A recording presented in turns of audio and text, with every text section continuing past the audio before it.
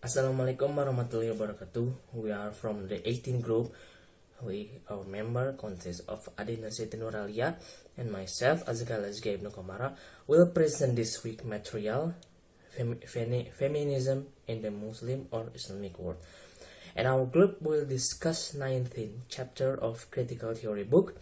The title is The Hermeneutical Model Toward Woman Interpretation of the Holy Quran, and its research subjects are based on the interpretation technique of Amina Wadud. First, we will bring three discussion topics, namely describing the three categories of interpretation of women in the Holy Quran. Second, describing the methodology of hermeneutical model to interpret the Holy Quran. And the last one will discuss how do the perspective on women work in describing gender distinction in Islam. Okay, the first material will be presented by myself, namely describing the three categories of the interpretation of women in Holy Quran. According to Dianur Rahman books, page 357, describe the three categories of the interpretation of women in the Holy Quran, namely traditional, reactive, and holistic.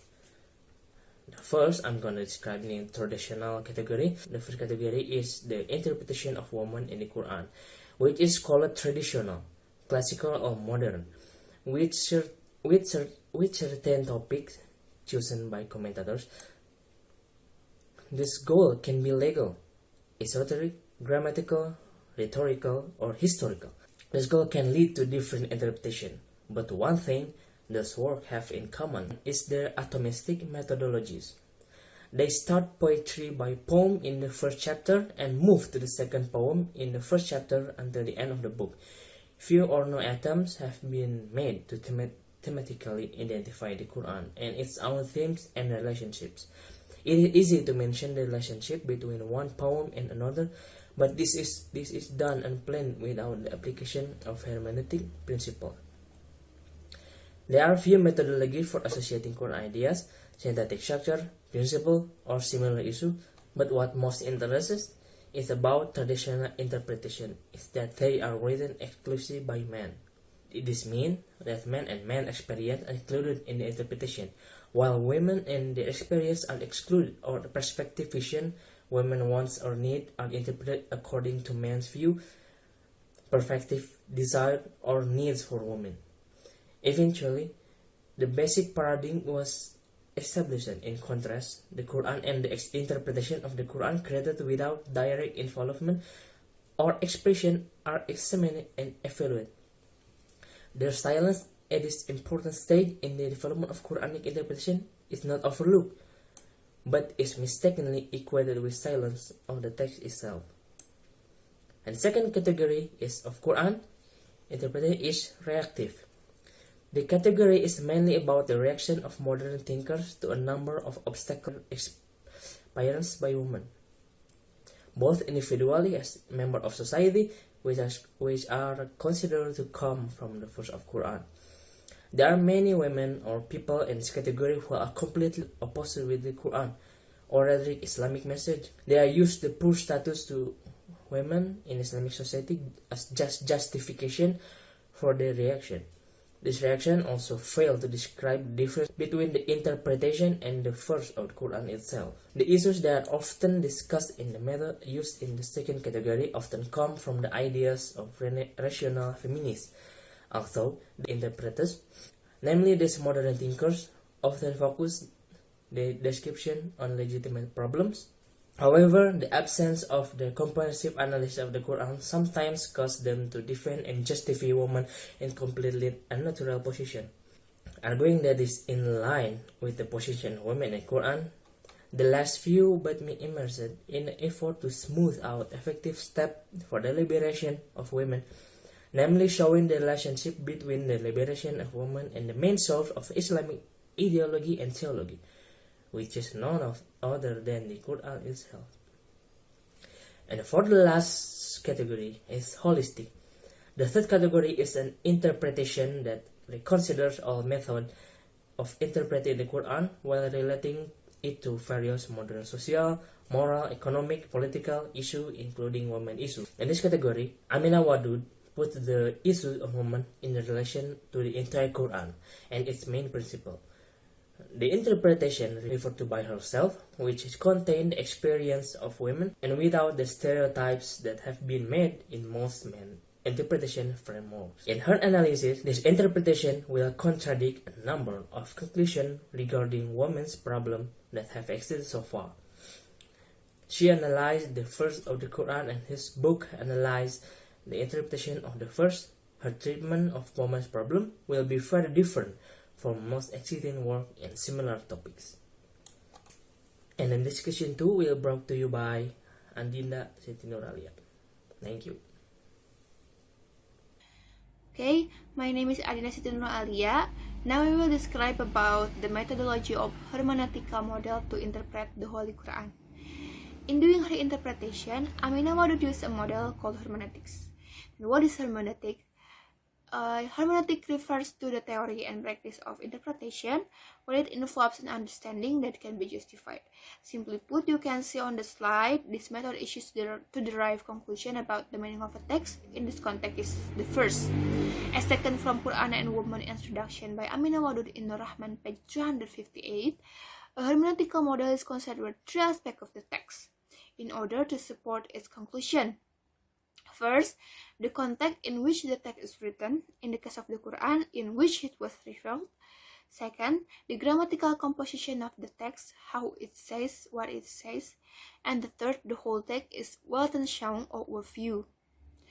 Amina Wadud stated that the meaning of the Quran, represented by specific terms, should be seen as a whole and unity. The concept of the unity of the Quran suggests that the verses are related to each other and shouldn't be read separately. Amina Wadud used the method of Quranic interpretation proposed by Fajlur Rahman. He is an intellectual, historian, and respected thinker in Pakistan who proposed many methods. He said the Quran verse was revealed at certain times in history and under particular circumstances. So it was also interpreted related to the circumstance at that time, but however, the message still remained the same. Amina Wadud believes that as an effort to maintain its relevance to the human's life, the Quran must be constantly reinterpreted. In this context, she offered a method of reading contextual based on the hermeneutics of Quran, as offered by Fajlur Rahman, to reinterpret the meaning of the Quran.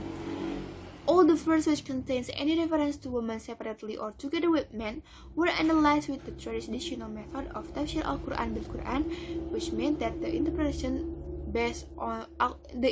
of Quran based on the Al-Quran itself. However, she elaborated these particular terms of this method. Each verse was analyzed first in its context, second in the context of discussion on similar topics in the Quran, third in the light of similar language and syntactical structures used elsewhere in the Quran, fourth in the light of overriding Quranic principle, fifth within the context of Quranic well-shown overview. Taken from Quran and Woman Introduction by Amina Wadud in Rahman, page 360. Now we will move to the next topic, the third topic, about how the perspective of women work in describing gender distinction in Islam. First of all, perspective on women here, as said in the book by Amina Wadud, is that women are often seen as weak, inferior, so women are considered unsuitable to do certain tasks in society, as stated in the book. Also, there are distinctions between men and women. I argue that they are not of their essential nature. More importantly, I argue against the values that have been attributed to this distinction. Such attributed values describe women as weak, inferior, inherently evil, intellectually incapable, and spiritually lacking. This evaluation has been used to claim that women are unsuitable for performing certain tasks or for functioning in some way in society, taken from Quran and Woman by Amina Wadud in Rahman, page 362. Amina Wadud acknowledged that there are distinctions between men and women, but she argued that they are not of their essential nature. What I understand from this statement is that the distinction is not the natures, but biologically what we call kodrat, refers to a defined sex difference based on the inherent biological aspect of a particular sex, so that they are not interchangeable. For example, the difference in organ reproduction. Women's reproductive organs that support women can conceive, giving birth, and breastfeeding, while the male reproductive organs very different. This is what is meant by kodrat is an absolute distinction. While attributed values, as he said, a woman always seen as inferior, weak is what we call gender. What is we call gender? Gender is belief or a view that is formed by society assumption because of social and cultural pattern about how men or women should behave, I can think. Then on the next slide, the Quran doesn't attempt to annihilate the difference between men and women or to erase the significance of the functional gender distinction which help every society to run smoothly and fulfill its needs. In fact, compatible, mutually supportive, functional relationship between men and women can be seen as a part of the goal of the Quran with regard to the society. However, the Quran doesn't propose or support a singular role or single definition of a set of a role exclusively for each gender across every culture. Taken from Quran and Woman by Aminah Wadud in Nur Rahman, page 362. Al-Quran acknowledges that men and women function as individual and in society, but however, there is no detailed prescription set on how to function culturally. Such as specification would be an imposition that would reduce the Quran from universal text to a culturally specific text, a claim that many have erroneously made. What the Quran proposes is transcendental in time and space. As stated in Surah Al-Hujurat, verse 13, O mankind, indeed we have created you from male and female and made you peoples and tribes that you may know one another. Indeed, the most noble of you is in the sight of Allah is the most righteous of you. Indeed, Allah is knowing and acquainted. It explicitly says Allah doesn't distinguish on the basis of the wealth, nationality, sex, or historical context, but on the basis of taqwa. Another reflection of the verse above is that human as a whole form as a global family, so actually there is no need for some kind of superiority of one group or nation over another. In Al-Quran, it was mentioned that men and women are zawj, it means pairs. This concept of show that women and men are equal or complementary. Allah created everything in pairs, male and female, husband and wife, day and night. However, pairing is not something that is a supplement, but is complementary. Men and women both create a harmonious situation in the family and society. So, as perspective of women here, Aminah Wadud argue that women are always seen as weak, inferior, intellectual, incapable. In Islam itself, there is no superior or inferior one because men and women are complement each other. The most noble one in the sight of Allah is the most righteous, or it is based on the devotion, taqwa. In Islam, for example, there is no prohibition for women to work, to have a career, to be a leader, because even in the past there is a woman leader, the queen of Sheba. The name is Balkis. And now we are at the end of presentation. Hopefully useful, and thank you for your attention as well as your time. If there's any question, you can be asked that in the class group. Thank you and see you next time.